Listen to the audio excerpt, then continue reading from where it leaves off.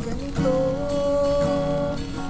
pag-iisip pagkasundo. Ikaw lang gusto kong makapiling sa buhay ko.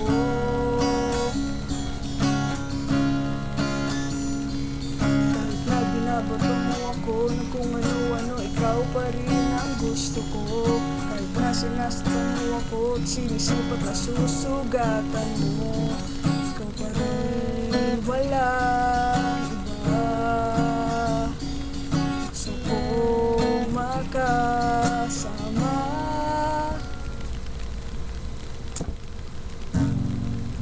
Eh, nakinantahan ko na kayo kahit